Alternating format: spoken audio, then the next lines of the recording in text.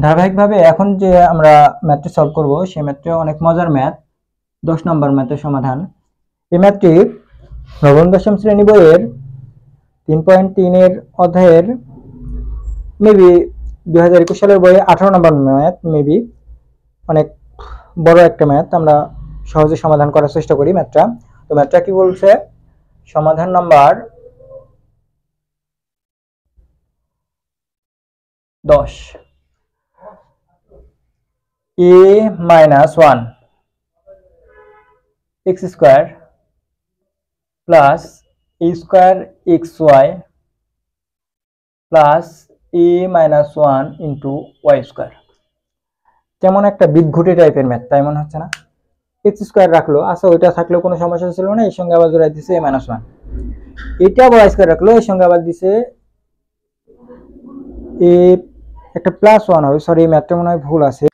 Sorry, ম্যাথটাই হতে পারে, এখানে মাইনাস ছিল আমরা প্লাস দিলাম, ওখানে মাইনাস দিয়ে অঙ্ক করলে হয়তো আমাদের ভুল হতো, এখানে প্লাস হবে ম্যাথটাই।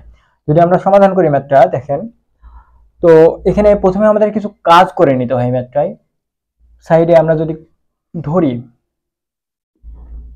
ধরে নেই a minus 1 সমান, এখানে যেহেতু a আর x আছে তাহলে আমরা ভিন্ন রকম একটা বর্ণ ধরব, p ধরলাম, আর a plus 1 সমান আমরা q ধরলাম। এখন এই দুইটাকে যদি আমরা গুণ করি, কি করে গুণ করে, তাহলে এখানে গুণ যদি করি তাহলে a minus 1 a plus 1 সমান p আর q গুণ করলে কত হবে, pq। আমরা সাইড নোটে লিখবো গুণ করে। এখন এইটা দেখেন, যদি আমরা গুণ করি a minus 1 into a plus 1 অথবা a plus 1 into a minus 1, তাহলে আমরা এখানে কি লিখতে পারি, a square minus b square, অর্থাৎ a স্কয়ার মাইনাস 1 সমান কত, pq।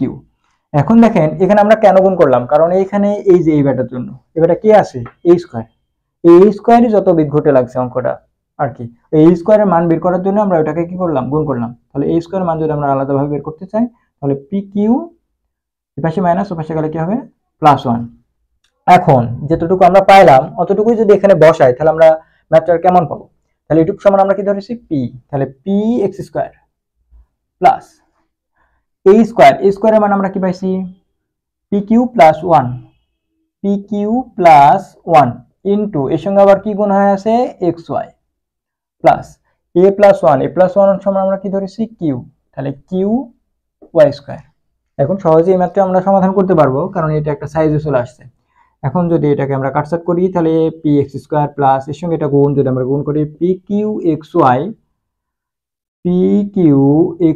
Plus xy plus qy square. এখন এর ভিতরে আমরা বিভিন্নভাবে কমন নিয়ে অঙ্কটা সলভ করবো আর কি। এখন এর ভিতরে কি কমন যায়, px, যদি px কমন নিই তাহলে এখানে কি থাকে, x প্লাস, যেহেতু px আমরা নিয়ে নিয়েছি তাহলে এখানে কি থাকবে, qy প্লাস, এটুকের ভিতরে কি কমন যায়, y কমন যায়। y কমন নিলে আমরা কি বললাম যে কমন এমন ভাবে নিব যেটা কমন নিলে এটাও একই কমন আসে। তাহলে এখানে কত থাকে, ax প্লাস, এখানে y একটা নিয়ে নিয়েছি তাহলে একটা y চলে যাবে, তাহলে qy। এখন এইটুকুর ভিতরে কি কমন যায়, এটা আর এটা, তাহলে x plus qy into px plus y। এখন এই যে বেটা ধরা হয়েছে ওই বেটাকে এখানে বসাই দেন, তাহলে ম্যাথ হয়ে যাবে। তাহলে x প্লাস q এর মান আমরা কত বসাইছি, a প্লাস 1 ইন্টু এখানে কত আসছে, y, যেহেতু আমার মাঝখানে ফার্স্ট ব্র্যাকেট আসছে সেজন্য এটা আমরা দিব সেকেন্ড ব্র্যাকেট, ইন্টু p এর মান কত, p এর মান কত, a minus 1 ইন্টু কত, x প্লাস কত, y। তাহলে এটা যদি আমরা সমাধান করি তাহলে আমরা লিখবো x প্লাস, এটার সঙ্গে এটা গুণ করলে কত হবে, ay plus y into x minus x plus y। এটা হলো এই ম্যাথটার সমাধান।